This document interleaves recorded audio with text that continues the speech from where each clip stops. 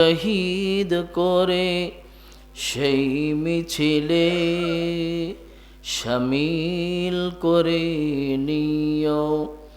যেই মিছিলের নেতা আমির হামজা, খুবাইব খাব্বাব, আল্লাহর ছিল যারা অতি প্রিয়, শামিল করে নিও। সৈয়দ কুতুব হাসানুল বান্না সেই মিছিলে হলো গণ্য। বেরলো বিতি তুমির মালিক হামিদ সেই মিছিলের সাথী অনন্য। মরণ তো একদিন আসবেই জানি, মিনতি তোমার কাছে চির সুখের সেই মরণ আমায় দিও, শামিল করে নিও। আমাকে শহীদ করে সেই মিছিলে শামিল করে নিও। সকলে পড়েন আমিন। শহীদ হওয়ার আকাঙ্ক্ষা তামান্না থাকা দরকার আছে না নাই? থাকা দরকার আছে না নাই? মূর্তিতেই হবেই, কোনো সন্দেহ নেই। কোনো সন্দেহ আছে? কিন্তু সেই মৃত্যুটা যদি শাহাদাতের মৃত্যু হয় তাহলেই তো সবচেয়ে সফল। এই জন্য প্রত্যেকের মনে, প্রত্যেকের দিলে এই তামান্না, এই আকাঙ্ক্ষা অবশ্যই রাখতে হবে, আমার মৃত্যুটা যেন শাহাদাতের মৃত্যু হয়। সকলে আবার পড়ি আমিন। সম্মানিত উপস্থিতি, ঈশ্বরপুর বাইতুল মামুর জামে মসজিদ ও যুব সমাজের উদ্যোগে আয়োজিত 2 দিনব্যাপী ইসলামী মহাসম্মেলনের প্রথম দিবসে সভাপতি হিসেবে ছিলেন জনাব মোহাম্মদ আইয়ুব আলী। উপস্থিত ছিলেন আজকের প্রধান অতিথি, ওনার প্রতিনিধি, বিশেষ অতিথিগণ। উপস্থিত ছিলেন আমার পূর্বে আলোচক, অত্র এলাকার কৃতি সন্তান হযরত মাওলানা মোহাম্মদ আমিনুল হক ভুইয়া। উপস্থিত আছেন আজকের এই প্যান্ডেলে আমার ডানে বামে সামনে জাতির শ্রেষ্ঠ সন্তান হযরত উলামায়ে কেরাম, তোলাবায়ে ইজম, বাবার বয়সী আমার মুরব্বিয়ানে কেরাম, সমবয়সী যুবক বন্ধুগণ, স্নেহের শিশু ও কিশোরেরা, পর্দার আড়ালে সম্মানিতা শ্রবণরতা মা ও বোনেরা, উহাইয়িকুম বিতাহিয়্যাতিল ইসলাম, আসসালামু আলাইকুম ওয়া রাহমাতুল্লাহ। সালামের উত্তর তো মনে হচ্ছে যে একটু ঘুম ঘুম ভাব। এই সময় এই ঘুম ঘুম ভাব থাকলে চলবে? জিহাদের ময়দানে যখন মানুষ থাকে তখন যদি ঘুম ঘুম ভাব আসে তাহলে বুঝতে হবে জিহাদের ময়দানে তার মনোযোগ নাই। কথা কোন ঠিক না বেঠিক? জিহাদের ময়দানে খুব সচেতন থাকতে হবে। আপনারা তো আছেন জিহাদের ময়দানে। জিহাদের ময়দানে যাওয়ার পূর্বক্ষণে যে অবস্থা, ব্যাটারি চার্জ দিতে হয়। এখন এখানে যারা আছেন, যে যারা এসছেন, তারা এসছে কিসের জন্যে? ব্যাটারিটাকে চার্জ করার জন্যে। ব্যাটারি যত ভালোভাবে চার্জ হবে তত সার্ভিস ভালো পাওয়া যাবে, ঠিক কিনা? কিন্তু চার্জার তো তাড়াহুড়ো করে ঠিকই লাগাইলেন, লাগানোর পরে তো ঠিকই আরামে ঘুম দিলেন নিশ্চিন্ত মনে। মাঝে মধ্যে আমাদের এরকম হয়, সকালে উঠে দেখি রাত্রে ছিল, শোয়ার সময় দেখলাম 10%, উঠে দেখি 2% আছে। তাহলে সমস্যা কি চার্জারের নাকি আমার? আমরা যারা এখানে ব্যাটারি চার্জ করতে এসেছি, চার্জার লাগিয়েছি, সমস্যা তাদের। এখন আপনি আসলেন, সময় দিলেন, সময় দেওয়ার পর যদি চার্জ না হয়, ঈমানটা যদি চেতনা না বাড়ে, আপনি এখান থেকে যাওয়ার পরে যদি আপনার আমলের মধ্যে দীর্ঘস্থায়ীভাবে দীর্ঘ টাইম যদি আপনি ইসলামের বিধান মানার প্রতি আপনার ভিতরে উদ্বুদ্ধ ভাব না আসে, আপনার ভিতরে যদি আগ্রহ তৈরি না হয়, তাহলে বুঝতে হবে আপনি এসছেন, বসছেন, চার্জার লাগিয়েছেন, মোবাইলও লাগিয়েছেন, সব ঠিক আছে, তার মানে সঠিকভাবে আমরা চার্জার লাগাতে পারি নাই। সেই জন্য চার্জারটাকে ভালোভাবে লাগানোর দরকার আছে না? আল্লাহ নবীর ইরশাদ করেন, মান শাগালাহুল কুরআনু আন যিকরি ওয়া মাসআলাতি আ'তাইতুহু আফদালা মা উ'তিয়াস সাইলিন। আল্লাহ নবী বলেন, ও আমার উম্মতেরা, ও আল্লাহর বান্দারা, শুনে রাখো, এই পৃথিবীতে দুই ধরনের মানুষ আছে, দুই শ্রেণীর মানুষ আছে। এক শ্রেণীর মানুষ তারা সময় পেলেই অবসর টাইমে তাসবিহ পাঠ করে, জিকির করে, আল্লাহর গুণকীর্তন করে, আল্লাহর প্রশংসা বর্ণনা করে, সুবহানাল্লাহ পড়ে, আলহামদুলিল্লাহ পড়ে, আল্লাহু আকবার পড়ে, আর তাদের প্রয়োজনগুলো, তাদের সমস্যার কথাগুলো। আচ্ছা বলেন তো, মানুষের সমস্যা কম না বেশি? মানুষের অভাব কম না বেশি? মানুষ তার অভাবের কথাগুলো আল্লাহকে বলতে থাকে, মানুষ তার সমস্যার কথাগুলো আল্লাহর কাছে চুপি চুপি হাত তুলে নামাজের মাধ্যমে বলতে থাকে। এই হলো এক শ্রেণীর মানুষ, যারা আল্লাহর গুণকীর্তন করে, আল্লাহর তাসবিহ পাঠ করে, আল্লাহর বড়ত্ব বর্ণনা করে, আর পাশাপাশি তার অভাবের কথাগুলো আল্লাহর কাছে শোনায়, আল্লাহর কাছে বলে, তার প্রয়োজনগুলো, সমস্যাগুলো সমাধানের জন্য আল্লাহর কাছে দাবি জানায়। এটা হলো এক শ্রেণীর মানুষ। আরেক শ্রেণীর মানুষ আছে, যারা দৈনন্দিন কাজ করার পরের পর অবসর সময় যতটুকু থাকে, ওই সময়টুকু সময় পেলেই আল্লাহর এই কোরআনটা নিয়ে বসে যায়। হয় কোরআন তেলাওয়াত করে, কিংবা কোরআনের অর্থ শিখে, কিংবা কোরআনের মধ্যে আল্লাহ রাব্বুল আলামিন কি বলেছে, কিভাবে চলতে বলেছে, এই কথাগুলো আল্লাহর শুনে, আল্লাহর কথাগুলো শিখে, শিখার জন্য সময় ব্যয় করে। এই হলো আরেক শ্রেণীর মানুষ। এবার মানুষ সমাজের মধ্যে কয় শ্রেণীর হলো? দুই শ্রেণীর মানুষ হলো। একদল মানুষ আল্লাহর কোরআন নিয়ে মশগুল থাকে, যেমন এশার নামাজের পর থেকে, কেউ কেউ সন্ধ্যার পর থেকে, রাত প্রায় 10টা বেজে গেল, এই দীর্ঘ 4-5 ঘন্টা আপনার সময় এখানে বসে আছেন। এই বসে থাকার কারণে, এখানে বসে বসে কোরআন শোনার কারণে একজন মানুষ আল্লাহর তাসবিহ পাঠ করার সুযোগ কিন্তু পান নাই। কথা কোন ঠিক কিনা? পাইছেন? সুযোগ আছে না? সুযোগ নেই। কারণ আপনি যদি এখন বসে বসে আলহামদুলিল্লাহ আলহামদুলিল্লাহ আলহামদুলিল্লাহ পড়তে থাকেন, তাহলে আপনার এই আলোচনার মধ্যে মনোযোগ বসবে না। এই জন্য আপনারা কিন্তু মনোযোগ দিয়ে আলোচনা শুনছেন, একজন মানুষও কিন্তু আল্লাহর গুণকীর্তন করছেন না, আল্লাহর প্রশংসা না, আল্লাহর তাসবিহ পাঠে কিছুই না। আবার কিছু মানুষ আছে আপনাদের মতো, তাদের মতো আপনাদেরও অভাব আছে। এই অভাবগুলো থাকার পরও আপনারা কোরআনের মাহফিলে এসে কোরআন শুনে নিজের জীবনটা ধন্য করার জন্য বসে গিয়েছেন। অথচ আপনার বাড়িতে কিন্তু হাজারো রকমের সমস্যা তাদের মতো আছে না নাই? অভাব তাদের মতো আছে না নাই? প্রয়োজন তাদের মতো আছে না নাই? বাজার করার এই দায়িত্ব আপনার উপর তাদের মতো আছে না নাই? সাংসারিক জীবন তাদের মতো আপনারও আছে না নাই? এই সব কিছু থাকার পরও আপনি কোরআনের মাহফিলে বসে কোরআন শোনার মধ্যে ব্যস্ত। আরেক শ্রেণীর মানুষ গিয়া দেখেন সন্ধ্যার পর থেকে কোরআন শোনার নাম নাই। একবার বাজারে দৌড় দেয়, আরেকবার ঘরে দৌড় দেয়, একবার অমুক আত্মীয়ের কাছে দৌড় দেয়, দৌড়াতে থাকে। কেন দৌড়ায়? কারণ হলো সে আল্লাহর মাধ্যমে তার যেই সমস্যাগুলো আছে, এই সমস্যাগুলো সমাধান করতে চায়। এবার এখানে এসে আল্লাহর নবী বলেন, মান শাগালাহুল কুরআন,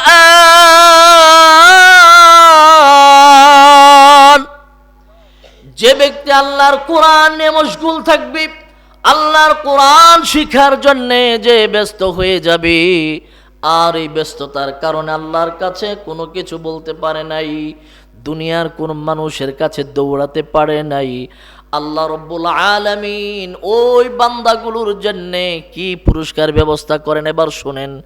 আল্লাহর নবী বলেন, আ'তাইতুহু আফদালা মা উ'তিয়াস সাইলিন, ওরে আমার বান্দারা, সন্ধ্যার পর থেকে এই রাত 10টা পর্যন্ত আমার যেই বান্দাগুলো আমি আল্লাহর কাছে বিভিন্ন দাবি পেশ করছি, আর তোমরা আমি আল্লাহর কোরআন নিয়ে ব্যস্ত থাকার কারণে কোনো কিছু চাইতে পারো নাই।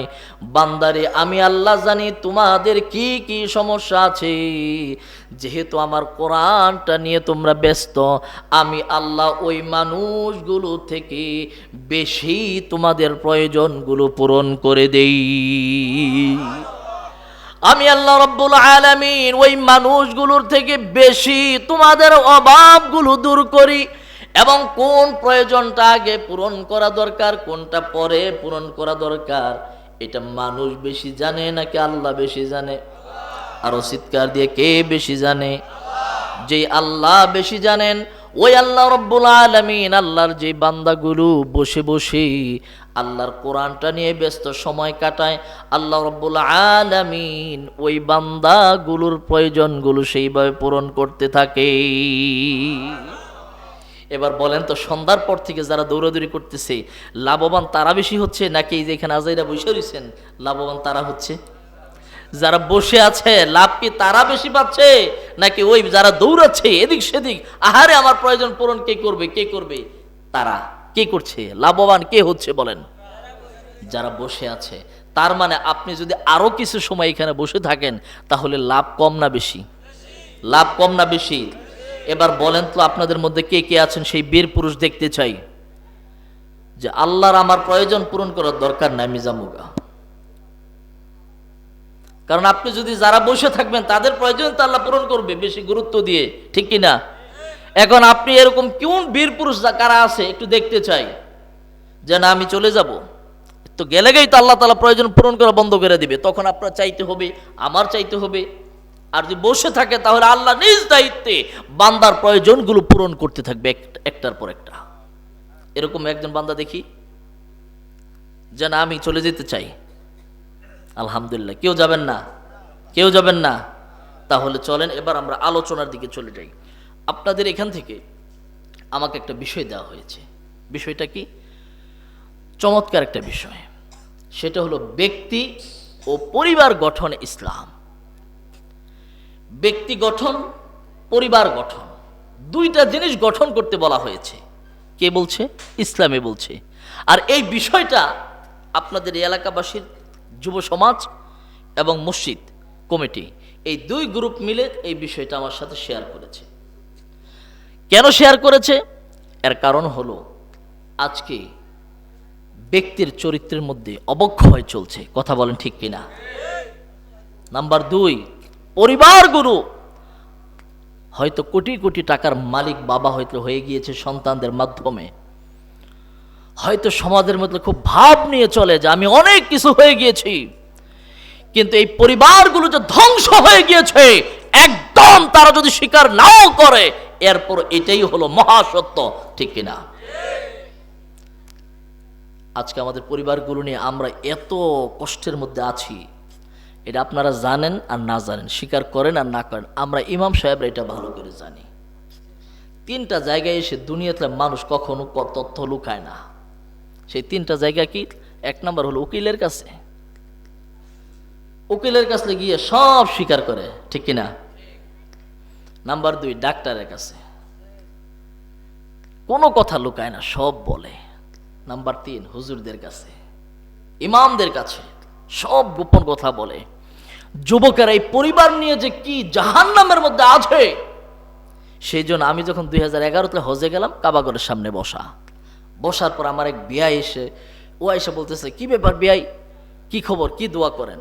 কয় দোয়া তো কি করি, কত দোয়াই তো করি, জাহান্নাম থেকে মুক্তি চাই, জান্নাত চাই, কত হাবিজে বললাম। কয় বিয়াই একটা দোয়া করবেন। কয় কি দোয়া? কয় আল্লাহর ঘরটারে ধরে একটু বলবেন যে আল্লাহ আমারে বউ দিয়া কোনোদিন পরীক্ষা করেন না। কি দিয়া পরীক্ষা করেন না? কথা কয় না, কি দিয়া পরীক্ষা করেন না? বউর পরীক্ষা কারা কারা পড়ছেন দেখি? কয় হুজুর বিয়েই তো করে না, কি এর পরীক্ষায় পড়তাম? বউর পরীক্ষায় যে পড়ছে জাহান্নাম ফেল তার কাছে, কথা কোন ঠিক কিনা? আপনারা কম বেশ সবাই কিন্তু পড়ছেন। আল্লাহ তাআলা আমারে বাঁচাইছে, আল্লাহর ঘরটা ধরে। এখন তো সহজে ধরা যায় না। এই কথা যখন বলছে, আমি গিয়ে আমার বুকটারে কাবাগরের সাথে লাগাইছি, কাবাগরের দরজার সাথে লাগাইছে, লাগায় আল্লাহরে বলছে, আল্লাহ আমার বিয়ে আমার যে দোয়াটা শিখাইছে, যেটা করতে বলছে আপনার কাছে, আমার বউ দিয়ে আপনি পরীক্ষা করেন না। কারণ যুবকদের যে কান্না, আহারে বিশ্ব সুন্দরী বিয়ে করে নিয়ে আসছে, এই সুন্দরটা তার কাছে বিষের মতো মনে হয়। কথা কোন ঠিক কিনা? বংশ দেখে বিয়ে করে নিয়ে আসছে, এই বংশগুলো তার বংশটাকে নির্বংশ পরিণত করে দিচ্ছে।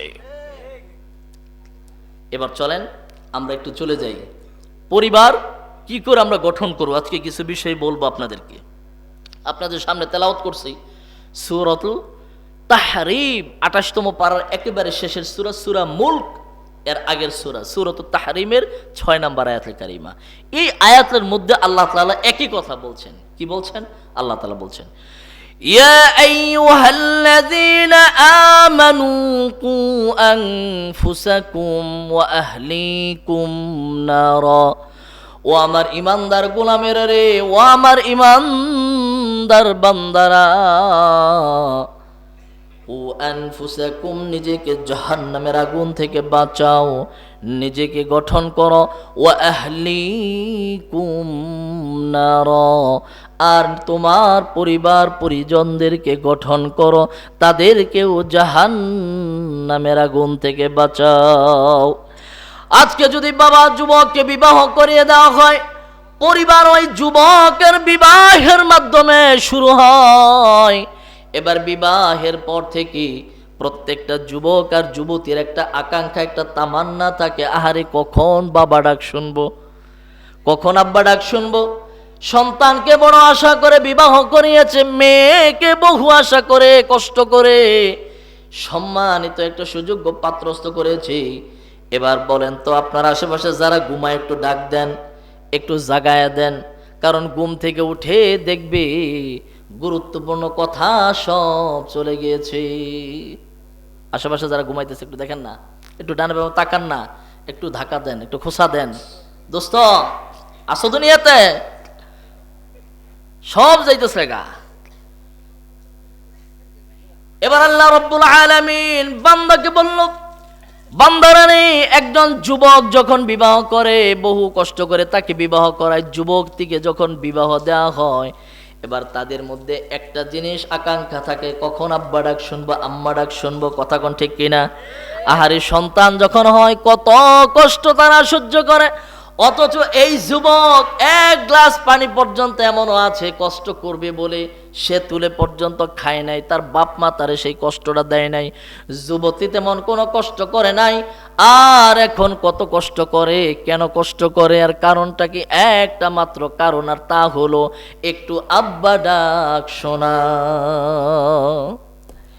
আব্বা ডাক যুবক যুবতী ঠিকই শুনে। প্রত্যেকটা মা বাবা, প্রত্যেকটা দাদা দাদি, অভিভাবকেরা তামান্না আকাঙ্ক্ষা করে, এই কামনা করে আমার সন্তানটা, আমার বংশের মানুষগুলো যেন ভালো মানুষ হয়, আদর্শ মানুষ হয়, চরিত্রবান হয়। কিন্তু দেখা যায় অধিকাংশ সন্তানগুলো আজ মানুষ হওয়ার পরিবর্তে মানুষরূপী শয়তানে পরিণত হয়ে যাচ্ছে। ভাত যদি আপনি ভাত গান্দা হয়ে যায়, নষ্ট হয়ে যায়, ওই ভাত কিন্তু ধুয়ে ধুয়ে খাওয়ার সুযোগ আছে, খাওয়া যায়। কিন্তু বিরিয়ানি বড়ই দামি জিনিস, বড় মজাদার জিনিস, সুস্বাদু জিনিস। এই বিরিয়ানি যদি একবার পচে যায়, ওই বিরিয়ানি জীবনে ধুয়ে কেউ খেতে পারবে না। ঠিক তদ্রূপ এই দুনিয়াতে মানুষকে আল্লাহ রাব্বুল আলামিন সর্বশ্রেষ্ঠ মানুষ, মাখলুক বলে বানিয়েছেন। এবার এই মানুষ যদি নষ্ট হয়ে যায়, তাহলে ফেলে দেওয়া ছাড়া আর কোনো উপায় থাকবে না। কথা কোন ঠিক কিনা? প্রত্যেকটা মা বাবা চায় তার সন্তানগুলো ভালো হোক, কিন্তু ম্যাক্সিমাম সন্তানগুলো ভালো হয় না, ও মানুষ হয়ে যাচ্ছে। এর কারণটা কি? আমরা সন্তানগুলোকে দোষ দেই, অধীনস্থদেরকে দোষ দেই। সন্তানগুলোর যেমনইভাবে দোষ আছে, সেই সাথে ওর যে মা বাবা আছে, অভিভাবক আছে, এই সমাজ আছে, এই রাষ্ট্র আছে, এই সাথে ওদের সাথে তার মা বাবা যেমনইভাবে দায়ী, এই সমাজও দায়ী, এই রাষ্ট্র ব্যবস্থাও কিছুটা দায়ী। ঠিক কিনা? তো রাষ্ট্র দায়ী, সমাজ দায়ী। এই দায়ী, এই যে তারা দায়ী হচ্ছে, কেন দায়ী হচ্ছে? এই দায় মুক্তি করার দরকার আছে না নাই? বাবা মা যে দায়ী, এই বাবা মাকে দায় মুক্তি করার দরকার আছে না নাই? এবার চলেন আল্লাহ রাব্বুল আলামিন বললেন, বান্দা দায়িত্ব কয়টা দিয়েছে? দুইটা। নিজেকে গঠন করো, পরিবার গঠন করো। চলেন পরিবার গঠন করবেন, পরিবারের মানুষটা আপনি বিয়ে করায় নিয়ে আসেন। আল্লাহ রাব্বুল আলামিন সূরাতুর রুমের মধ্যে চমৎকার করে বলেছেন, কি বলেছেন? وَمِنْ آيَاتِهِ أَنْ خَلَقَ لَكُم مِّنْ أَنفُسِكُمْ أَزْوَاجًا لِتَسْكُنُوا إِلَيْهَا وَجَعَلَ بَيْنَكُم مَّوَدَّةً وَرَحْمَةً। আল্লাহ আয়াতটা বলে ডাক দিয়ে বলে, ও আমার বান্দারারি, এই পৃথিবীতে যত আমি আল্লাহর সৃষ্টি দেখতে পাও, যেই সৃষ্টিগুলো দেখে তোমাদের কাছে আশ্চর্য মনে হয়, এই আশ্চর্যগুলোর মধ্যে একটা সৃষ্টি হলো আমি আল্লাহ তোমাদের থেকে তোমাদের সহধর্মিণীদের, তোমাদের জীবন সঙ্গিনীদের, তোমাদের স্ত্রীদেরকে আমি আল্লাহ সৃষ্টি করেছি। এবং এখন যদি প্রশ্ন করেন কেন সৃষ্টি করেছেন, আল্লাহ ডাক দিয়ে বলে, লিতাসকুনু ইলাইহা, বান্দা তুমি যেন মনের প্রশান্তিটা তোমার স্ত্রী থেকে গ্রহণ করতে পারো, তৃপ্তি লাভ করতে পারো, সকল দুঃখ কষ্ট টেনশনগুলো যেন দূর হয়ে যায়। এই জন্য আমি আল্লাহ তোমাদের জীবন সঙ্গিনী বানালাম। আর শুধু তাই নয়, ওয়াজআলা বাইনাকুম মাওয়াদ্দাতান ওয়া রাহমা, আমি আল্লাহ তোমাদের স্বামী স্ত্রীর মধ্যে ভালোবাসা দিয়েছি, বন্ধুত্ব দিয়েছি, যার কারণে একজন আরেকজনের জন্য পাগল হয়ে যায়, একজন আরেকজনকে কাছে পাওয়ার জন্য ব্যাকুল হয়ে যায়। কথা কোন ঠিক কিনা? একজন মানুষ যখন মারা যায়, দুনিয়ার জীবন শেষ করে ফেলেছে, দুনিয়া থেকে আর তার দেহটা নাই, রূহটা আল্লাহর কাছে চলে গিয়েছে। এবার বিধান হলো যত তাড়াতাড়ি সম্ভব ওই মানুষটাকে তার আসল বাসস্থানে পৌঁছে দেওয়া। কারণ মানুষটা যদি জান্নাতি হয়ে যায়, আপনি যতক্ষণ তারা দুনিয়াতে রাখবেন ততক্ষণ তিনি মনক্ষুণ্ণ হবেন, কষ্ট পাবেন। এই জন্য নিয়ম হলো তাকে তার আসল বাড়িতে তাড়াতাড়ি পৌঁছে দেওয়া, এটা হলো দায়িত্ব, এটা হলো ওই মাইয়েতের অধিকার। ঠিক তদ্রূপ যুবক যুবতীকে যখন বিবাহ বন্ধনে আবদ্ধ করিয়ে দেওয়া হয়, আহারে 25 বছর 30 বছর যুবকটা এক পরিবেশে বড় হয়েছে, যুবতী আর এক এলাকার ভাষায় মিল নাই, রুচিতে মিল নাই, পরিবেশে মিল নাই। এরপরে যখন ইজাবার কবুল বলা হলো, প্রস্তাব দেওয়া হয়েছে আর প্রস্তাব গ্রহণ করা হয়েছে, সাথে সাথে আল্লাহ রাব্বুল আলামিন দুইজনের মধ্যে এমন এক ভালোবাসা সৃষ্টি করে দিয়েছে। অথচ দেখেন এই ভালোবাসার কারণে এবার স্ত্রী স্বামীর কাছে কখন আসবে এই জন্য ব্যাকুল হয়ে যায়, আর স্বামী স্ত্রীকে কখন কাছে পাবে সেই জন্য তার মন উতলা হয়ে যায়। আর আমরা আত্মীয় স্বজনরা এই যে আনুষ্ঠানিকতা করি, এই আনুষ্ঠানিকতাগুলো ওই যুবক যুবতীর কাছে বোঝা ছাড়া আর কিছুই নয়।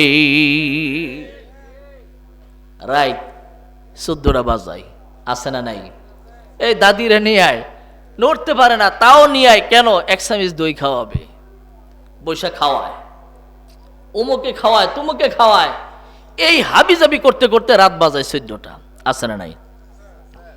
এটা এই যুবক যুবতীর প্রতি, নব দম্পতির উপর সম্পূর্ণ জুলুম করতেছে তার আত্মীয় স্বজনেরা।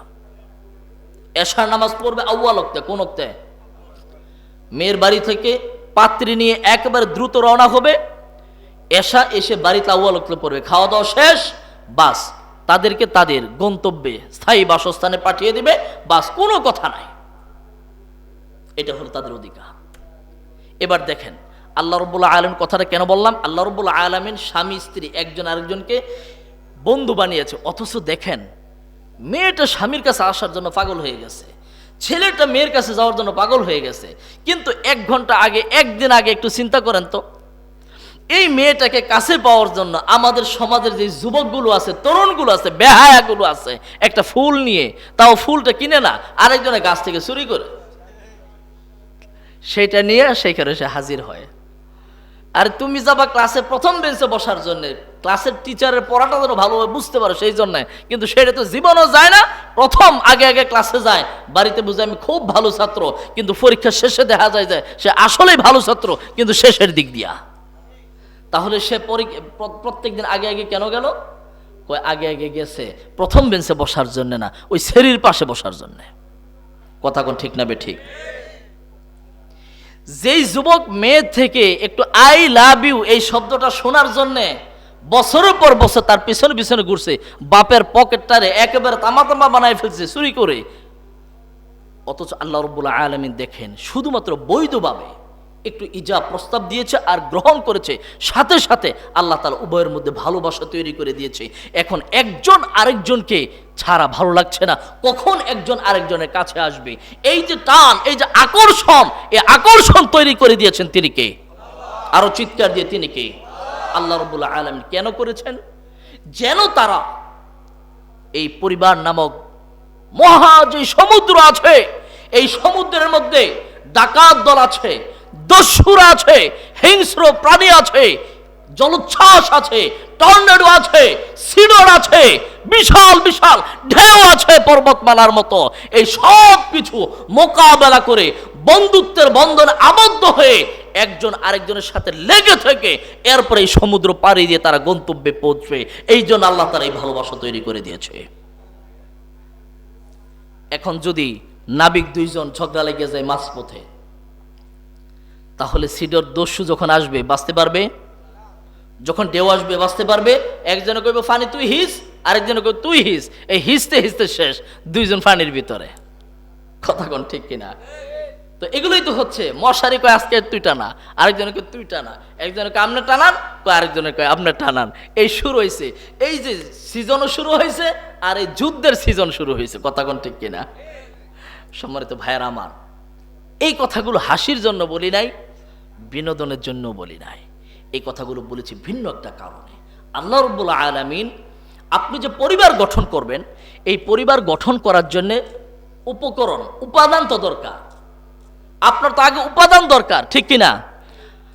আপনি জমিনের মধ্যে ফসল ফলাবেন, আপনি সেখান থেকে পরিচর্যা করে গাছ উৎপন্ন হবে, সেখানে ফল উৎপন্ন হবে, সেই ফল আপনি ভোগ করবেন। আপনার মূল উদ্দেশ্য তো এটাই।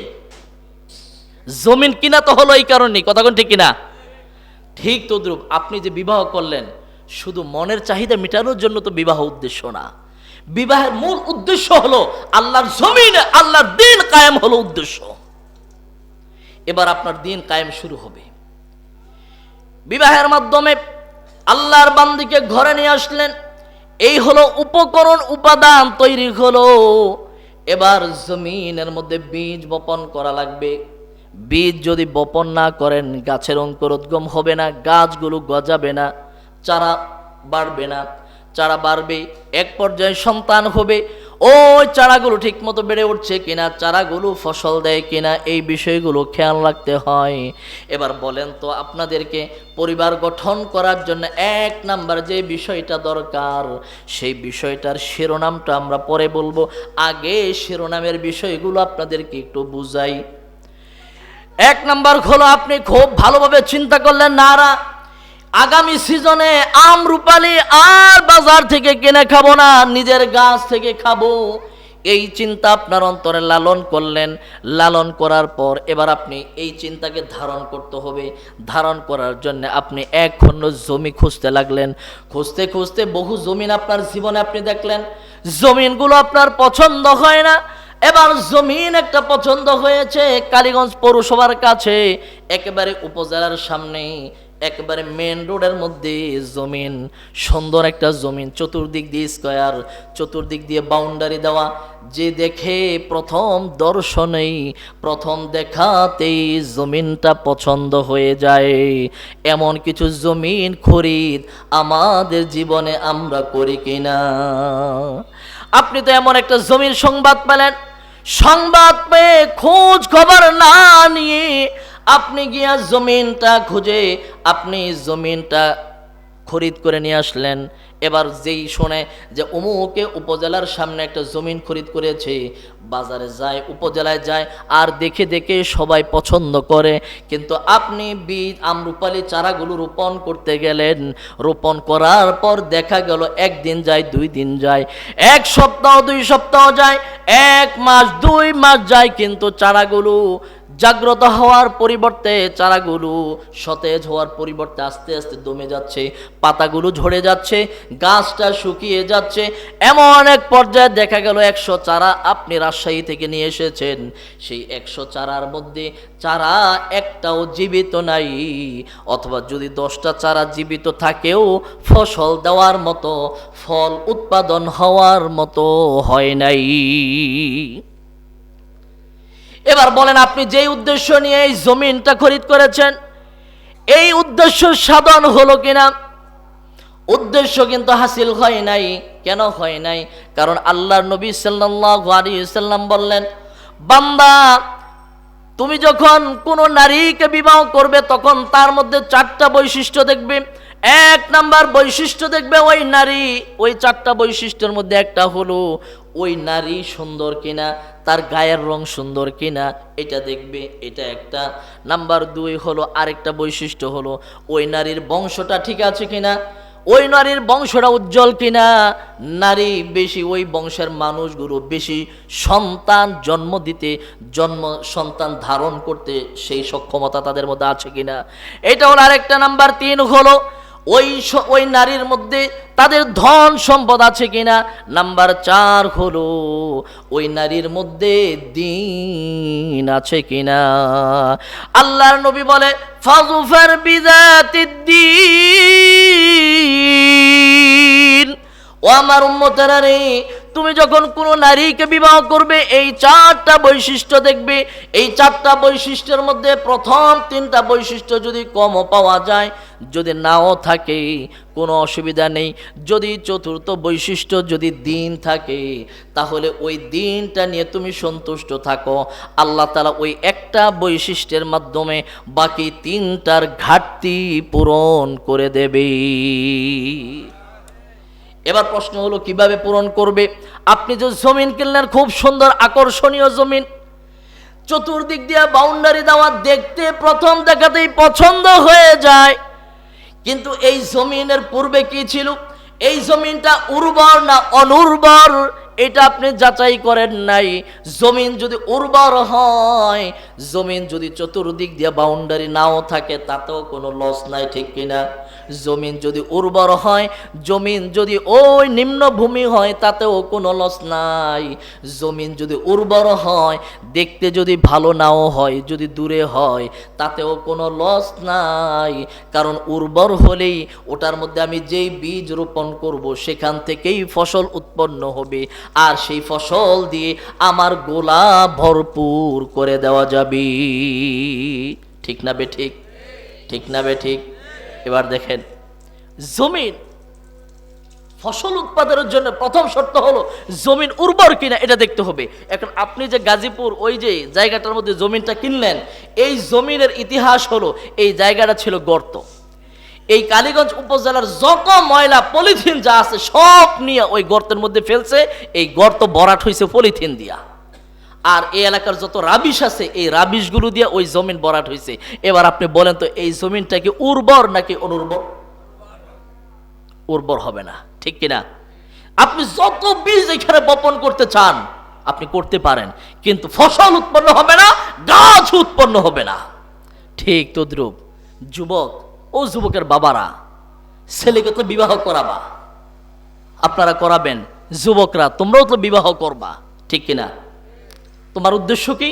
যে এখানে আমি বীজ রোপণ করব, এই বীজ থেকে ফসল হবে, ফসল উৎপন্ন হবে, সেই ফসল আমি খাবো, এই ফসল জাতি উপকৃত হবে। কিন্তু আপনার জমিনটা যদি অনুর্বর হয়, উর্বর যদি না হয়, তাহলে মনে রাখবেন, আপনি যতই সেখানে বীজ রোপণ করেন, চারা রোপণ করেন, সেখান থেকে কখনোই আপনি ভালো ফল আশা করতে পারেন না। এই জন্য পরিবার গঠনের প্রথম শর্ত, 1 নাম্বার শর্ত, প্রধান যে শর্ত, সেটা হলো আপনার সন্তানকে একটি, অথবা আপনার যেই সন্তান হবে, যে চারাটা হবে, সেখান থেকে আপনার যে নাতিটা হবে, সেই নাতি দিয়েই তো আপনার পরিবারের সূচনা শুরু। সেই নারীকে, সেই নাতিকে, অথবা আপনার পরিবার টুকে স্নেহের সন্তানটাকে একটা আদর্শ চরিত্রবান, আদর্শবান মা উপহার দিতে হবে। এটা 1 নাম্বার শর্ত। কয় নাম্বার শর্ত এটা? আরো চিৎকার দিয়ে, কয় নাম্বার শর্ত? 1 নাম্বার শর্ত। কিন্তু ম্যাক্সিমাম যুবক ম্যাক্সিমাম যুবকের অভিভাবক যারা, তারা প্রত্যেকেই চায় জমিন উর্বর না অনুর্বর, তারা এটা যাচাই করে না। প্রথমেই যুবকগুলো এবং যুবকের বাপ মা 14 গোষ্ঠী যেটা চায় সেটা হলো যে এই জমিনটা প্রথম দেখাতেই সবার চোখে ভালো লাগে কিনা, এটা সবাই কামনা করে। এই জন্য খালি মেয়ে খোঁজা, যদি লম্বা হয় তাতে কি হয়, কি আসা যায়, যদি মেয়ে ঠিক মতো আপনার ছেলের, আপনি যার পুত্র বধূ করে ঘরে নিয়ে আসবেন সেই ছেলেটার দেখাশোনা ঠিক মতো না করে, সুন্দরী হলে কি হবে, আপনার ছেলের সাথে কথা না বলে সারা রাত জেগে জেগে যদি অন্য যুবকদের সাথে কথা বলে, তাতে এই সুন্দর দিয়ে আপনি করবেনটা কি? এই জন্য প্রত্যেকটা যুবকের মা বাবার দায়িত্ব হলো, করণীয় হলো, আপনার পরিবারটাকে যদি আদর্শ পরিবার বানাতে চান, যুবক তুমি যদি তোমার পরিবারটাকে আদর্শ পরিবারে রূপ দিতে চাও, তাহলে মনে রেখো তোমাকে অবশ্যই একটা আদর্শ মা ঘরে আনতে হবে। আমার কথার সাথে একমত না দ্বিমত? যারা চুপ চুপ করে আছেন আমার সাথে একমত না দ্বিমত? কথা না বললে তো হবে না। এবার আসেন আদর্শ মার উপকারিতা কি। আফগানিস্তান, সবাই নাম শুনেছেন, আরাস্তু খান মুহাম্মদ নামে একজন বাদশাটা জিহাদের জন্য, যুদ্ধের জন্য ওই সেনাপতি যে ছিল তাকে সরিয়ে নিজের সন্তানটাকে দিয়েছে, যেন সন্তান বিজয়ী হয়ে তারপরে ফিরে আসে। কিন্তু যুদ্ধের ময়দান থেকে একের পর এক সংবাদ আসে, যুদ্ধের অবস্থা, ময়দানের অবস্থা ভালো নেই, যুদ্ধ, আপনার এই দল পরাজিত হতে চলেছে। রাজার চেহারার দিকে আর তাকানো যায় না, পেরেশান। রানী এসে যখন এই অবস্থা দেখে ডাক দিয়ে জিজ্ঞেস করে, প্রাণের স্বামী আপনার এই অবস্থা কেন, এত টেনশন কেন দেখা যাচ্ছে আপনাকে, মনটা এত মলিন কেন? এবার ডাক দিয়ে রাজা বলে, এই হলো অবস্থা। রানী পাশে বসে তেমন বেশি কথা বলে নাই, শুধু ডাক দিয়ে একটা কথা বলেছে, রাজা মশাই একটা বিষয় আমি নিশ্চিন্তে আছি, একটা বিষয় আপনাকে জানাতে চাই, আর সেই বিষয়টা হলো আমার যেই সন্তানকে আপনি জিহাদের ময়দানে সেনাপতি বানিয়ে পাঠিয়েছেন, আমার এই সন্তান হয় বিজয়ী হয়ে বাড়িতে রাজ্যে ফিরে আসবে, নতুবা তার শাহাদাত বরণ করে শহীদের লাশ আমাদের ঘরে আসবে, কিন্তু আমার আপনার সন্তান কোনোদিন পরাজিত হয়ে এই দেশে ফিরে আসতে পারে না। রানীর কথা তেমন মূল্যায়ন করলো না রাজামশাই আবার রানীকে পাত্তা না দিয়ে তিনি অপেক্ষা করতে লাগলেন। কিছুদিন পর হঠাৎ সংবাদ আসলো, ও রাজা আপনার সন্তান বিজয়ী হয়েছে, বিশাল ব্যবধানে বিজয়ী হয়ে তারা ফিরে আসতেছে, সংবর্ধনা দেওয়ার ব্যবস্থা করেন তাড়াতাড়ি। রাজা আশ্চর্য হয়ে গেল, সংবর্ধনা দেওয়া হলো, সব কিছু যখন শেষ হলো, একজন রানীর পাশে বসে রানীকে বলে, রানী ও আমার করে প্রাণের স্ত্রী রে, তোমার কাছে একটা বিষয় জানতে মন চায়, কিন্তু লজ্জায় জানতে মন চায় না। এবার রানী জিজ্ঞেস করে, কি কথা? রাজা ডাক দিয়া বলে, ওই যে তুমি বলেছিলা আমার ছেলে হয় শাহাদাত বরণ করবে, নতুবা বিজয়ী হয়ে ফিরে আসবে, কিন্তু আমার সন্তান পরাজিত হতে পারে না, এই বিষয়টা তুমি কি করে এত নিশ্চিত ছিলে, একটু আমাকে যদি বলতে। এবার রানী ডাক দিয়া বলে, রাজা মশাই এই গোপন তথ্য যদি শুনতে চান মনোযোগ দিয়ে শুনতে হবে, চোখের মধ্যে ঘুমের ভাব থাকলে চলবে না। আপনার আশেপাশে যারা মাথা নিচের দিকে দিয়ে ঘুমাইতেছে একটু তাদেরকে সজাগ করেন, অনেক ঘুম আসতেছে। পরস্পরে বসে যদি কথা বলেন এই গোপন তথ্য শোনা যাবে না, শিখা যাবে না। অথচ এই তথ্য আপনার সন্তানটা কোথাও পরাজিত না হয়ে হয় শাহাদাত বরণ করে আল্লাহর কাছে সর্বোচ্চ মর্যাদার অধিকারী হবে, অথবা আপনার সন্তান বিজয়ী হয়ে এলাকার মধ্যে মানুষের মধ্যে মানুষের প্রতিষ্ঠা, মানুষের অধিকার প্রতিষ্ঠা করার আন্দোলনে সফল হয়ে বিজয়ী বেশে এলাকার মধ্যে ঘুরে বেড়াবি। এই জিনিসগুলো আমরা চাই কি চাই না? চাই কি চাই না? যদি চেয়েই থাকি, পর্দার আড়াল থেকে বহু মা বোনেরা আমাদের আলোচনা শোনে। আপনার প্যান্ডেলে কয় মানুষ আছেন, কয়জন আছেন? ইসলামী বিধানগুলো, ওয়াজগুলো আমাদের মা বোনেরা অনেক বেশি শোনেন, অনেক বেশি শোনেন, যেটা আমি আশ্চর্য হয়ে যায়। এই জন্য এই কথাগুলো সামনে নিয়ে আসছি।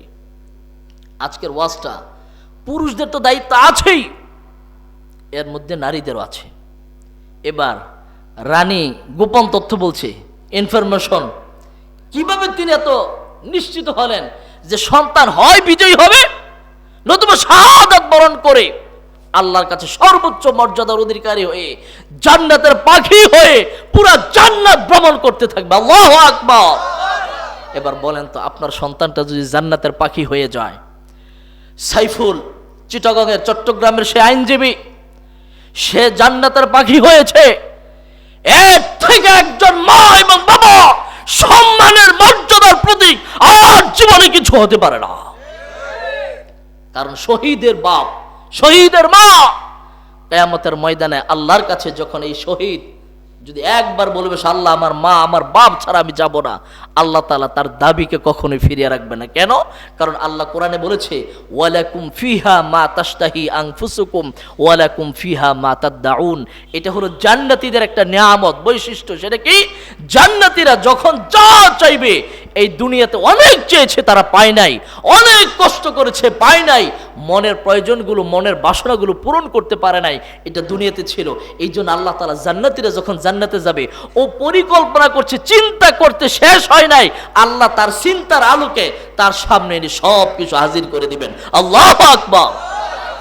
এটা হলো জান্নাতীদের নিয়ামত। ভাইয়ারা আমার, জান্নাতীদের নিয়ামত। একজন মানুষ যখন জান্নাতে যাবে, জান্নাতীদেরকে জান্নাতের নিয়ামত গুলো দেওয়া হবে।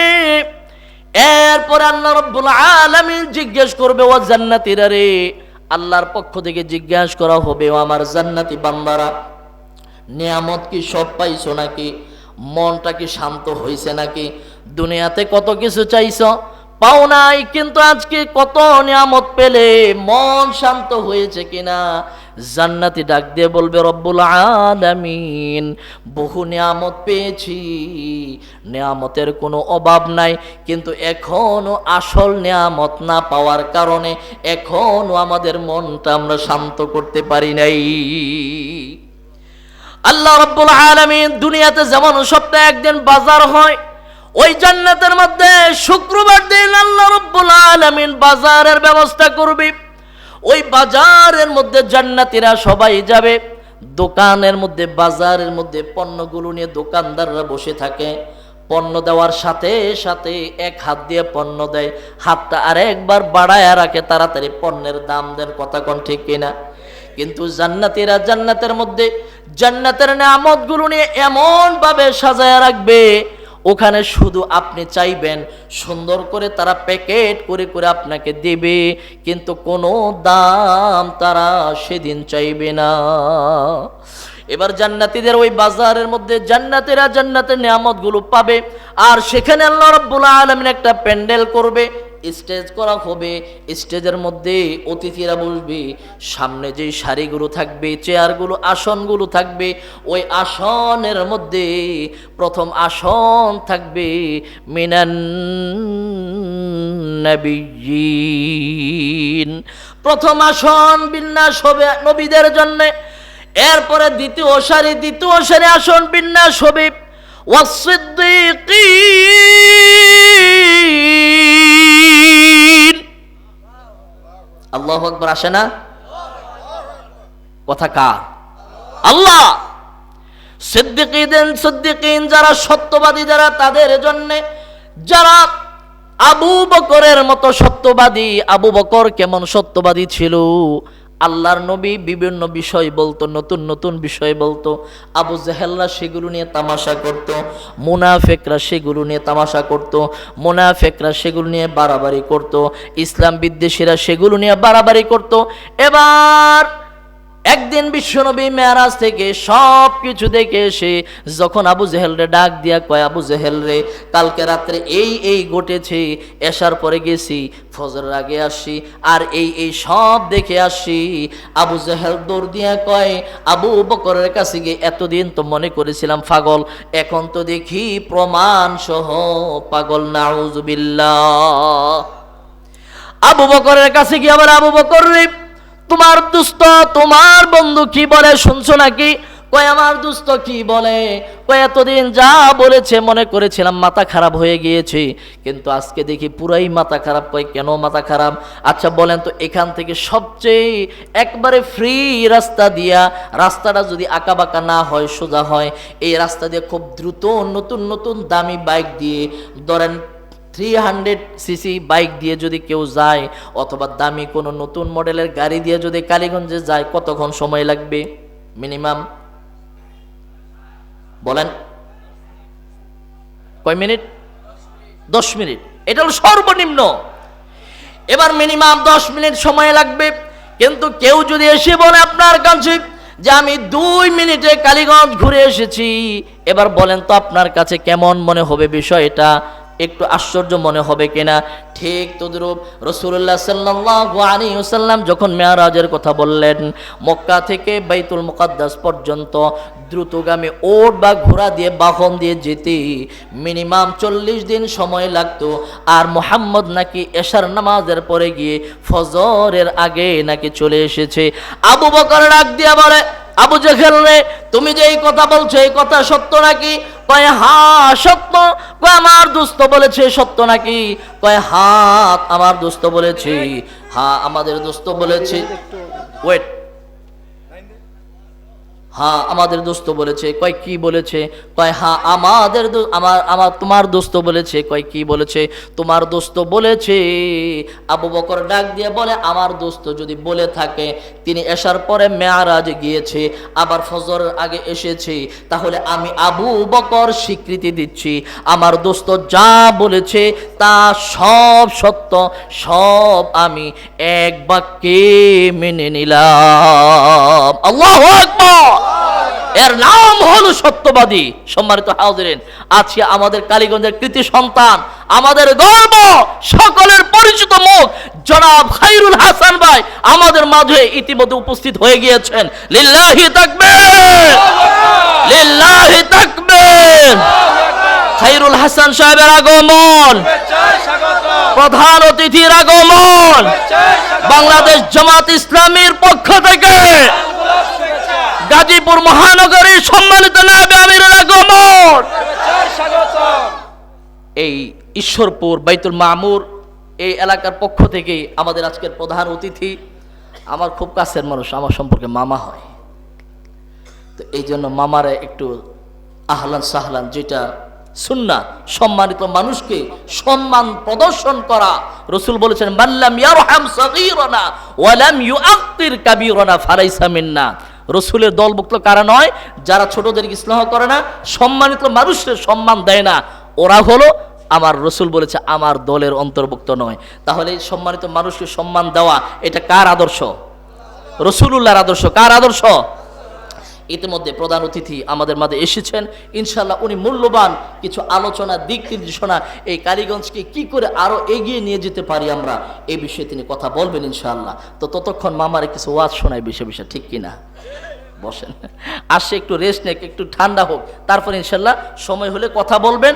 আবার যেহেতু ওনারা আমাদের থেকে বেশি ব্যস্ত, আমরা তো প্রোগ্রাম করি একটা, এরপরে দিনে আবার ঘুমাই, কিন্তু এই মানুষগুলো, আল্লাহু আকবার, আল্লাহ তাআলা ফিল্ড তৈরি করে দিয়েছেন এই সুযোগে। এই মানুষগুলো আগেই তো জেল, জুলুম, ফাঁসি সব কিছু উপেক্ষা করে রাত দিন গোপনে গোপনে কতভাবে আহারে এদিক গিয়েছে, একবার রূপ পরিবর্তন, ওদিক গেছে আরেক কাজে। কারণ আল্লাহর কাজ সমাজের মধ্যে বন্ধ করে রাখার কোনো পারমিশন, হিকমতের নাম দিয়ে কোনো সময় জায়েজ নয়। কথা কোন ঠিক কিনা? এই জন্য এই মানুষগুলো তো এই চেষ্টা করেছে, এই কাজগুলো করেছে। তো এখন তো কাজের গতি পট পরিবর্তন হওয়ার কারণে এখন খালি ঘুম, এতদিন কষ্ট করছি এখন খালি ঘুমামো, এই সুযোগ আছে নাকি? দায়িত্ব এখন বাড়ছে আরো। তো এই জন্য ইনশাআল্লাহ আমার মামা, আমাদের সম্মানিত লোক, দায়িত্বশীল, উনি যখন কথা বলার ইচ্ছা পোষণ করবেন, কথা বলে আমরা ফ্লোর দিব, সুযোগ দিব, কথা বলে ইনশাআল্লাহ উনি আবার আরেক প্রোগ্রামের দিকে রওনা হবেন। তাহলে আমরা কথা বলছিলাম কি, জান্নাতের মধ্যে আল্লাহ রাব্বুল আলামিন প্যান্ডেল তৈরি করবে। আপনারা মনে মনে বলতেছেন, হুজুর গোপন তথ্য বলবেন বলছেন, সেই কথা বললে আমগো বুঝ দিয়া আবার কই গেছেন গা। আমি কিন্তু বলি নাই। গোপন তথ্য কি ছিল? গোপন তথ্য জানতে চাইছে কে, সেটা আগে বলেন। এই তো মাশাআল্লাহ, মনে আছে আপনাদের? রাজা জানতে চেয়েছিল কার কাছে? রানীর কাছে, যে সেই গোপন তথ্যটা কি একটু বলো। তুমি কিভাবে, কেমনে তুমি বললা যে তোমার ছেলে হয় শহীদ হবে নতুবা বিজয়ী হবে, কিন্তু পরাজয় কোন ইমানদারের জীবনে নাই? এতটা নিশ্চিত তুমি কি করে হয়েছিলেন? না, রানী বলছে আজকে বলবো আপনাদেরকে। তো গোপন তথ্যটা রাজা জানতে চেয়েছিল। তো শহীদ হইলে যে জান্নাতে যাওয়ার যে সম্মান, এটা বুঝাতে গিয়ে জান্নাতের কথাটা বলছিলাম। আল্লাহ রাব্বুল আলামিন জান্নাতে আসন বিন্যাস করবে। প্রথম আসন, প্রথম সারি লেখা থাকবে নবীদের জন্য, মিনান নাবিয়্যিন। দ্বিতীয় সারি ওয়াসিদ্দিকিন। আবু বকর যেমনি ভাবে আমার রসুল যখন কথা বলেছে যুক্তি খোঁজে নাই, কোন যুক্তির দিকে যায় নাই যে এটা কি করে সম্ভব, যে এই জায়গায় মিনিমাম 40 দিন লাগে এটা এক রাতে কি করে সম্ভব, তার মাঝে আবার এটার সাথে অ্যাড হয়েছে জান্নাত জাহান্নাম, এটা সম্ভব নাকি? আবু বকর বলছে সম্ভব হোক আর অসম্ভব হোক, আমার রসুল যেহেতু বলেছে কোনো কথা নাই, আমি এক বাক্যে এটাকে স্বীকৃতি দিলাম। আল্লাহ রাব্বুল আলামিন বলছে এটাই হলো আবু বকর, আজ থেকে তুমি সিদ্দিক, সত্যবাদী। এইভাবে প্রত্যেকটা ইমানদারকে শিক্ষা দেওয়া হয়েছে। তোমার নবী যদি কোনো কথা বলে তোমার বুঝে আসুক আর না আসুক, পৃথিবীর সব কাফেরগুলো, ইসলাম বিদ্বেষগুলো, নাস্তিকগুলো, মুরতাদগুলো যদি রসুলের বিরুদ্ধে বলে যে এটা মিথ্যা, তারপর আমরা সেটা মানি না। আমার রসুল যেটা বলেছে, আমার জীবনের মধ্যে এক ফোঁটা রক্ত যদি প্রবাহমান থাকে, আমার রসুল যা বলেছে সত্য, সত্য, মহাসত্য, ধ্রুব সত্য। কথা বলে ঠিক কিনা? এটা হলো একজন ইমানদারের চেতনা, ইমানদারের বিশ্বাস। এটা হতে হবে। এই চেতনা যদি না থাকে তাহলে তার ইমান তো দুর্বল। দুর্বল ইমান হইছে এই চিটা আছে না, চিটার মতো। বাতাস আসবে সব ভাইসা চলে যাবে। সম্মানিত হাজিরিন, 2 নম্বর হলো সিদ্দিকিন। নাম্বার 3 ওয়াসশুহাদা, শহীদ যারা। নাম্বার 4 ওয়াসসালিহিন, নেককার বান্দা যারা, যারা নেক আমল করে ইখলাসের সাথে, খুলুসিয়াতের সাথে, একমাত্র আল্লাহর জন্য। এক জায়গায় গেছে দান করতে, মিডিয়াকে 3টা ফাটাইছে। এক জায়গায় গেছে কোন মানুষের সাহায্য করতে, 6টা মিডিয়াকে ফাটাইছে। হবে না। আল্লাহর জন্য, একমাত্র আল্লাহর জন্য। সম্মানিত হাজির, গেল। এবার আল্লাহ রাব্বুল আলামিন জান্নাতের মধ্যে প্যান্ডেল সাজাবেন। সব মানুষগুলো আসন বিন্যাস হয়ে আসনের মধ্যে বসে যাবে। এবার এক পর্যায়ে আল্লাহ রাব্বুল আলামিন সঙ্গীত বাজাবেন, কারণ বিভিন্ন অনুষ্ঠানে সাংস্কৃতিক অনুষ্ঠান থাকে, আর সেখানে সঙ্গীত হবে দুনিয়ার কোনো মানুষের জবান দিয়ে নয়, স্বয়ং আল্লাহ রাব্বুল আলামিন কোরআন তেলাওয়াত শুরু করবেন সূরাতুর রহমান দিয়ে। আর রহমান আল্লামাল কুরআন খালাকাল ইনসান আল্লামাহুল বায়ান الشمس والقمر بحسبان والنجم والشجر يسجدان আল্লাহু আকবার। আমার তো কিছুই না, আমার আল্লাহ যখন তেলাওয়াত করবে পৃথিবীর সকল তামাশা, এই মিউজিক তখন মনে হবে কি কারণে সেদিন এগুলো শুনছিলাম। এ আফসোস মানুষ করবে। সম্মানিত হাজিরিন, এরপরে এবার জিজ্ঞেস করা হবে, ও জান্নাতীরা নিয়ামত কি পাইছো সব? জান্নাতীরা বলবে যে রব্বুল আলামিন এখনো পাই নাই, এখনো নিয়ামত পাই নাই। কারণ যেই আল্লাহর কথা শুনে সব কিছু করেছে, আল্লাহকে জীবনে দেখলাম না, সে আল্লাহকে তো এখনো দেখি নাই। সাহাবায়ে কেরাম জিজ্ঞেস করলেন, ইয়া রাসূলুল্লাহ, আল্লাহকে কি আমরা দেখতে পাবো না? রাসূলুল্লাহ ডাক দিয়ে বললেন, ও আমার সাহাবীরা রে, পূর্ণিমার রাতে পূর্ণিমার চাঁদ আকাশে যখন উঠে তখন তোমাদের দেখতে অসুবিধা হয় কিনা? সাহাবায়ে কেরাম বললেন, ইয়া রাসূলুল্লাহ, না, কোনো অসুবিধা হয় না। আল্লাহর নবী বলেন, সেদিন কিয়ামতের ময়দানে জান্নাতীরা আল্লাহ রাব্বুল আলামিন যখন জান্নাতীদের সামনে আত্মপ্রকাশ ঘটাবেন, জান্নাতীরা যখন তাদের রব আল্লাহকে দেখবে, তখন ওই জান্নাতীদের আল্লাহকে দেখতে কোনো অসুবিধা হবে না। যখন বান্দারা বলবে আল্লাহকে এখনো দেখি নাই, নিয়ামতের পূর্ণতা পাই নাই, এমন সময় আকাশ থেকে এমন একটা ভাসমান আওয়াজ চলে আসবে, সালামুন কওলাম মির রাব্বির রহিম, সালামুন কওলাম মির রাব্বির রহিম। জান্নাতীরা আশ্চর্য হয়ে যাবে, কোথা থেকে এই সালাম আসলো, এত মিষ্টি সুরে সালাম কে দিল। জান্নাতীরা দিক বিদিক তাকাতে থাকবে, হঠাৎ আকাশের দিকে তাকাবে। জান্নাতীরা যখন আকাশের দিকে তাকাবে, এমন সময় আল্লাহ রাব্বুল আলামিন, আল্লাহ তাআলা আরশ আজিমের সামনে যে পর্দা আছে, এই পর্দা সরায়া দিবে। জান্নাতীরা আল্লাহর দিকে তাকায়া থাকবে, আর আল্লাহ তার বান্দাগুলোর দিকে তাকায়া থাকবে, এক দৃষ্টিতে তাকায়া থাকবে। কত হাজার হাজার লক্ষ লক্ষ বছর অতিবাহিত হয়ে যাবে, জান্নাতীরা মোটেও টের পাবে না। এক দৃষ্টিতে তাকায়া থাকবে আল্লাহর দিকে। আল্লাহকে দেখা মাত্রই জান্নাতীদের মনটা ভরে যাবে। জান্নাতীরা তাদের নিয়ামতগুলো পরিপূর্ণভাবে পেয়ে গিয়েছে বলে জান্নাতীরা স্বীকৃতি দিয়ে দিবে। আল্লাহু আকবার। এই হলো জান্নাতের নিয়ামত।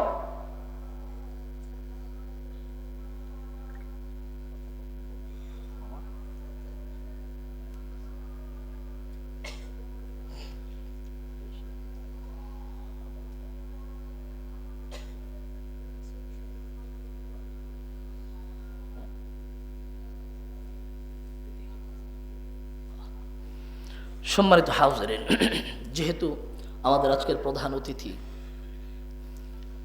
সে দূর থেকে এসেছে, আবার দৌড়াদৌড়ি কয়েকটা প্রোগ্রাম সেরে এসেছেন, আবার যাবেন, কালকে আরও কিছু প্রোগ্রাম আছে, তো সেহেতু আমি আমার পক্ষ থেকে একটু সময়টাকে স্কিপ করে আমাদের যে প্রধান অতিথি আছেন ওনাকে একটু আপনাদের সাথে একটু মত বিনিময় করার সুযোগ দিচ্ছি। এখন একটু আমার কথা বলবে, তারপর আমরা ইনশাল্লাহ আমাদের সেই গোপন বিষয়টা আপনাদের সামনে আলোচনা করব। একটু ঘোষণা দেন, নাম বলেন। আলহামদুলিল্লাহ, আমাদের আজকের প্রধান অতিথি জনাব খায়রুল আলম, নায়েবে আমির বাংলাদেশ জামাতে ইসলামী, আজকে আপনাদের সামনে